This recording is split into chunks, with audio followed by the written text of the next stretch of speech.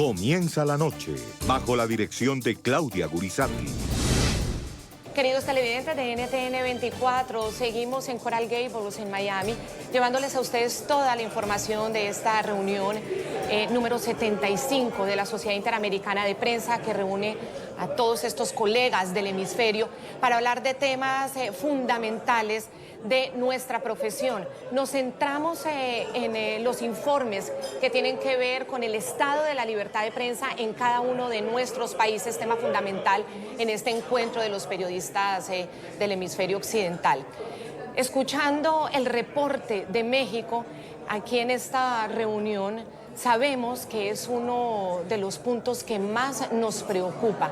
Hay países que tienen unos serísimos problemas de libertad de prensa, de libertad de expresión, del derecho de las sociedades a estar bien informadas, pero México sin duda es ese país que nos preocupa profundamente porque son sus periodistas los que asumen el riesgo de informar en las regiones, en las diferentes zonas geográficas de México, y son con su vida quienes están pagando ese sacrificio por la libertad de expresión. Por eso tengo a dos colegas mexicanos aquí en esta conversación con nosotros en NTN 24 para que nos hagan el resumen y las explicaciones de lo que están viviendo nuestros colegas en México. Una de ellas es Marta Ramos, a quien le doy la bienvenida, es directora de la organización editorial mexicana OEM, y también está con nosotros Carlos Benavides. Bienvenido, Carlos, a este set de NTN 24, el subdirector editorial del diario El Universal de México. Marta, usted nos acaba de entregar un reporte en esta reunión hablando de ese gran sacrificio que hacen los periodistas mexicanos a la hora de informar. Estamos hablando de personas que dejan la vida, que se mueren, voces que se apagan para siempre. Estamos hablando de 11 personas que desde diciembre han perdido su vida en esta labor de informar. Así es, 11 periodistas, 11 personas que laboraban como periodistas, que laboraban informando para medios formales, para páginas de internet, para radios comunitarias, y que han sido asesinados desde que el nuevo presidente asumió el gobierno. No tiene que ver con la fecha, el indicador implica nada más que los ataques contra los periodistas no han disminuido de ninguna manera en nuestro país, y es una de las cosas que nos preocupa más, la impunidad sigue prácticamente en los niveles más altos, porque de estos 11 periodistas hay algunos detenidos acusados de ser los autores materiales de los asesinatos, pero en ningún caso tenemos claridad de los móviles ni de los autores intelectuales, de ninguno de los 11 casos. Carlos, ese grado de impunidad que estamos contando, según todas las organizaciones defensoras de la libertad de prensa, 99% de impunidad. ¿Por qué? ¿Por qué no se logra realizar una investigación? ¿Por qué no se logra ni siquiera que un proceso avance más allá de lo preliminar? ¿Qué pasa? Sí, así es. La cifra del 99 es impresionante. Yo no sé si en algún otro país pueda haber una cifra del 99% de impunidades. Eso creo que retrata por sí mismo el fenómeno grave que viven los colegas en el país. Y el tema tú me preguntas ¿por qué sucede eso? Bueno, tenemos un Estado de Derecho débil que no permite llevar ante los tribunales a quienes son los responsables, pero eso, digamos, es el final de la película. Al principio de la cadena está la corrupción y la complicidad de muchas autoridades, sobre todo municipales, estatales, que muchas veces están coludidos con aquellas personas que atentan contra los informadores, contra los compañeros periodistas. Entonces es un cóctel muy pernicioso que te da como resultado ese 99% de impunidad, pero la afectación más grave es la afectación a los derechos humanos de las personas que viven en el país, que te dejan de quedar informados porque pierden a los comunicadores. Y al final del día, como país, una democracia, tú te podrías explicar una democracia en la que 11 personas pierdan la vida por hacer su trabajo de informarle a la gente. Eso cuestiona seriamente la democracia en el país. Así es. Marta, pensar en un país en el que el 99% de la impunidad en caso de asesinatos de un trabajador, en este caso, el que está entregándole ese servicio a la sociedad de informar a la sociedad es impensable. Uno lo podría pensar en países en los que sus gobernantes son autoritarios o son regímenes dictatoriales abiertamente, porque la represión existe y por supuesto no hay división de poderes y no hay investigaciones. México, sin embargo, ha sido un país de una tradición democrática, podríamos decir, que tiene en la historia un respeto por las instituciones, por el trabajo democrático, sumido, eso sí, en toda su complejidad de las organizaciones criminales, de las economías ilegales del narcotráfico. Entonces, el asesinato lo podemos atribuir a eso, al hecho de la existencia de los carteles de la droga, de esa infiltración de esas economías ilegales y esa actividad criminal en el Poder Ejecutivo y en el Poder Judicial. ¿Por qué nos explicamos que en México asesinen de esa manera a los periodistas si es una democracia? Yo creo que efectivamente tiene que ver la violencia del crimen organizado y la operación del crimen organizado que ha penetrado en niveles de justicia y niveles de gobierno, sobre todo de gobiernos a nivel local. Sí hay, y fue un llamado de atención del alto comisionado, del representante en México, del alto comisionado de derechos humanos, sí hay, al menos en el 50% de los casos, la probabilidad de que en estos crímenes haya estado involucrado en alguna manera funcionarios públicos, lo cual habla evidentemente de un nivel de penetración del crimen organizado posiblemente o de un nivel de corrupción terriblemente alto, pero sobre todo, y lo que Carlos decía, de un nivel de impunidad, porque la impunidad lo que permite es que cualquier ataque contra un compañero periodista sea una opción para ellos, porque no pasa nada, ¿no? Entonces, sí hay estos factores que complican la existencia y que complican la cobertura de eventos, pero la impunidad permite que sigan y sigan creciendo, que la opción de agredir a un periodista sea una opción viable, ¿no? Lo comentábamos hace poco y seguramente alguien de los televidentes de Colombia lo vio porque fue un video que circuló mucho. El ataque a un periodista que estaba platicando con mujeres que participaban en una marcha contra la violencia, ¿no?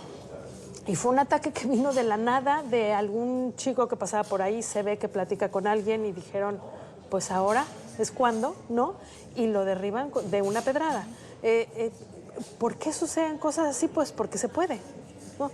Entonces, yo creo que sí es muy grave la presencia de crimen organizado, por supuesto, y es muy grave para la sociedad en general, pero para el trabajo periodístico la impunidad sigue siendo lo que permite que todo lo demás crezca, lo que hace de todo una tierra de cultivo. Sí, una motivación para seguirlo haciendo. Este caso que menciona Marta es muy interesante. El caso que menciona es un compañero de televisión y toda la ciudadanía vio la agresión en vivo, ¿no? Y después estuvo repitiendo en portales, en todas partes. Tiene varios elementos interesantes. La primera es que es un reportero de una televisora de un medio nacional.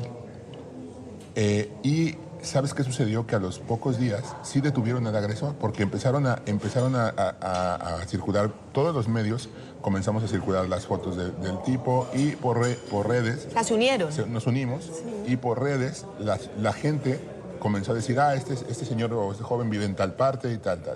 La sanción social. La sanción social. Y después eso motivó una acción de la policía de la ciudad, de la Procuraduría de la ciudad, para ir a detener al tipo y arrestarlo, y está procesado, y hasta donde entiendo está siendo procesado no en libertad, sino preso. Eso que nos dice son dos mensajes. Uno, pues que la manera de atajar las agresiones a los periodistas es precisamente denunciando, y es precisamente que la autoridad actúe rápido y detenga a los agresores. Sí. Esa es la buena noticia. ¿Cuál es la mala noticia? La mala noticia es que eso sucedió en un periodista en la Ciudad de México, de una televisora relevante, y con la unión de todos los medios que por lo regular no estamos unidos para denunciar ese tipo de cosas. Lo que decía Marta, que tenga un costo, ya sea ante la justicia o ante la sociedad, el hecho de agredir a un periodista o creerse con derecho de silenciar a un periodista. Marta, tú que tienes, diriges este grupo de diarios, de periódicos en tantas regiones, también escuchamos en el reporte y según la Secretaría de la Gobernación de México, los mayores focos de peligro para los periodistas son Tamaulipas, Veracruz, Ciudad de México, Quintana Roo. También hay otra clasificación para quienes defienden los derechos humanos, pero para los periodistas son eso. ¿Qué pasa ahí en esas regiones? ¿Por qué ahí se concentra ese peligro para los periodistas? Coinciden con los estados donde hay mucha presencia del crimen organizado, esa es la verdad, el tráfico de droga. Quintana Roo ha crecido muchísimo, Tamaulipas históricamente es un estado que sufre violencia del crimen organizado. Veracruz sucede lo mismo, es pegada a Tamaulipas, es la ruta directa, ¿no? Vemos ahora creciente violencia en los estados del centro del país, Guanajuato, Aguascalientes, San Luis Potosí, pero también lo vemos ahora que regresa la violencia en Sonora fundamentalmente y en parte de Chihuahua. Yo creo, la conclusión de información que tenemos, no completa, pero sí a medias, es que el cambio de gobierno permitió o dio una puerta para la reorganización o de rutas de tráfico de droga o de pleito por territorios. Han sucedido muchas cosas en materia de crimen organizado en los últimos años, la detención del Chapo, su juicio final, la liberación de otros, ¿no?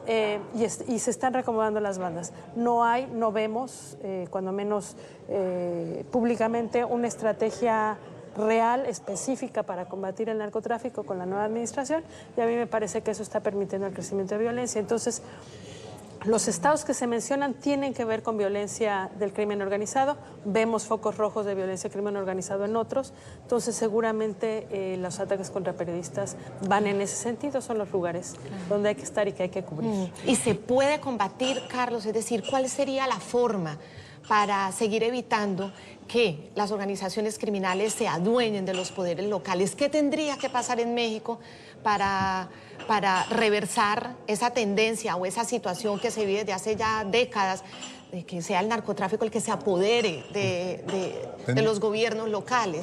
Tendrían que pasar muchas cosas, ¿no?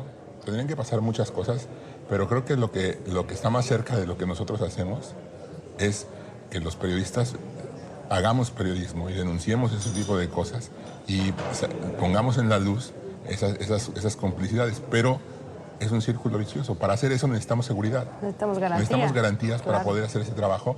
¿Y cómo haces tú ese trabajo en un país donde el 99% de los casos hay impunidad, pero peor aún, donde los gobiernos, empezando por el gobierno federal, no son, digamos, muy simpatizantes de la figura del periodista? Es decir, en el discurso hablan de que hay libertad de expresión, que nunca ha habido tanta libertad de expresión como ahora en el país, que el presidente tiene un ejercicio diario por las mañanas dar una conferencia de prensa abierta y que le pueden como es preguntar, cercanía a los medios. Eso es, digamos, el discurso, y es real. La conferencia existe, la gente va y pregunta, algunos tienen privilegios para preguntar, otros no, pero bueno, digamos que eso existe. Pero en la realidad hay un discurso, es una parte de la realidad. La otra parte de la realidad es que hay un discurso de descalificación del trabajo de los periodistas. Recientemente, como tú sabes, hubo una misión de la CIP a México, y entre varias de las preocupaciones que la presidenta de la CIP y los miembros que compusieron la misión, que conformaron la misión, recogieron, está una muy interesante, que es la de la descalificación que el propio presidente de la República tiene hacia los periodistas. Es decir, hay descalificaciones de los periodistas que lo critican, los periodistas que no están de acuerdo con su manera de gobernar, o que hablan de la manera en cómo gobiernan, o sea, hacen el trabajo, que lo critican, se convierten en conservadores, es un término que llama prensa fifí para llamarlos... La derecha ataca de nuevo. O sea, el fifí es muy universal en América Latina. Sí, entendemos perfectamente. Entonces, eso es muy peligroso. ¿Por qué? Porque no solamente se combina con que hay impunidad, sino que también mandas el mensaje, porque es un mensaje poderoso, o sea, es el presidente. Es el presidente. De la Es un mensaje que los periodistas no son tan necesarios y que es más, son incluso mentirosos, incluso son corruptos porque trabajan muy cerca de los gobiernos que están de los partidos y de los políticos que están en contra del presidente. Entonces, eso, lejos de ayudar, perjudica mucho. Ahora, en consecuencia, creo yo, cuando hay un periodista asesinado en algún estado o en alguna ciudad, evidentemente la autoridad local lo primero que hace es descalificar al periodista, ¿no? Es que seguramente estaba vendiendo no sé qué, o seguramente estaba saliendo con no sé quién, o seguramente estaba en una actividad que no sabemos. Generando dudas sobre la honorabilidad. Generando dudas sobre él y sobre su trabajo. Sobre su ética. Para inmediatamente el discurso no vaya sobre su trabajo periodístico, ¿no?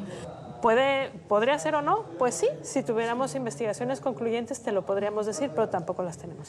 Entonces, ese discurso desde la cabeza tampoco ayuda, ¿no? Marta, y esos adjetivos negativos, fifí, prensa fifí, mentirosa, conservadora, AMPA del periodismo ha llegado a decir. Sí. Ahora en el reporte que nos dabas, cuentas un episodio con un periodista de la revista Proceso. Proceso ha sido muy crítica con el poder siempre, en el que le reclama porque no te has portado bien con el gobierno, no te has portado bien conmigo, le dice López Obrador. ¿Cómo afectó esto, ese momento? Y además otra situación que me llama la atención es cuando Manuel López Obrador hace estas ruedas de prensa por la mañana, ¿qué dice frente al asesinato de los periodistas? No dice, no es tema. No vemos ese discurso en las mañanas, no es algo que él platique. Sí hay, y sí lo tuvimos en acercamiento con la misión de la CIP, sí hay una preocupación en la Secretaría de Gobernación, sí se están haciendo cosas, sí parece haber una apertura para seguir las investigaciones de casos de periodistas asesinados, incluso muchos años atrás, pero el discurso oficial no incluye nada en favor de él o para reprobar los ataques a periodistas. Eso no es un tema que él trate. Es como una negación, entonces, es un silencio.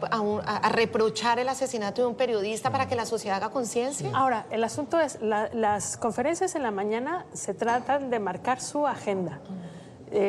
Para que esa agenda sea la que domine en el transcurso, en el trayecto informativo del día. Entonces, el asunto de atacar o asesinar a un periodistas no está en su agenda. A mí me sorprendió, Marta, cuando habla de lo de portarse bien. ¿A qué se refiere con portarse bien? Porque un periodista que se porta bien hace bien hecho su trabajo. Y él dice que los nuevos periodistas... Un periodista que se porta bien critica a lo criticable. Exacto. Aquellos que toman partido y apoyan las grandes transformaciones. Uno entiende que en el mundo periodístico haya posturas editoriales, pero que desde el poder se invite a un periodista a tomar postura o partido, es desnaturalizar la misma función del periodismo. Así es. Sí es. Es lo mismo cuando él dice... Cuando hay una pregunta que le incomode, dice, la derecha ataca de nuevo, ¿no? Es decir, tú eres un enviado de mis enemigos. Creo que es parte de lo mismo. Es una falta de comprensión del papel que juega el periodismo en una democracia.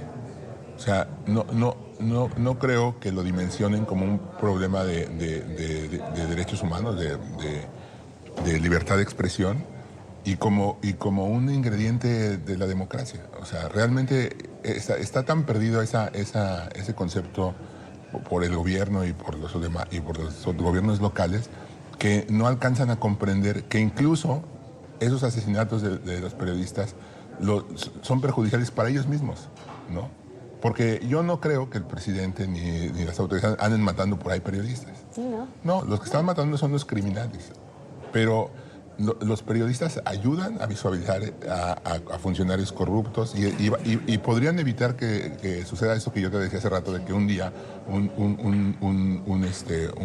cártel ponga un muy alto nivel. O sea, si se hacen denuncias, o sea, parecía tan sencillo el papel que juega la prensa en una democracia, pero creo que no lo comprenden y por lo tanto no les interesa, no lo defienden, pues, ¿no? Sí, lo obvio es entender que lo básico para una democracia, uno de los pilares fundamentales, pues es la libertad de prensa y expresión. Es una prensa libre. Para terminar, yo quisiera saber el mecanismo de protección para quienes están en riesgo, cómo está funcionando, sirve, no sirve, el botón de pánico. Hay otros países como en Colombia en el que existen también estos mecanismos de protección y han salvado vidas, a veces tampoco se alcanza a reaccionar a tiempo. En México, ¿qué tanto ha ayudado para la protección de quienes se sienten amenazados o que tienen verdaderas amenazas? El propio informe del Alto Comisionado de Derechos Humanos de la ONU marca que hay muchas fallas en el propio mecanismo, que falta presupuesto, que falta personal. Es algo que se ha platicado durante este año sin que haya una conclusión, sin que haya, digamos, sin que se marque vamos a tener más presupuesto en esto o vamos a dedicar más personal a esto. De los periodistas que han sido asesinados, varios estaban protegidos por el mecanismo de protección, es decir, no es un mecanismo que esté funcionando bien, ¿no? Ni que abarque todos los casos que están. Parte de lo que se veía en el informe es que la mayoría de los que están protegidos por el mecanismo están en la Ciudad de México, donde quizá hay una infraestructura que ya de suyo protege mejor a los periodistas, cuando en realidad el apoyo se necesita en los espacios más alejados y en las zonas más alejadas de la capital del país. Entonces, es un mecanismo que está, pero no funciona como debería funcionar.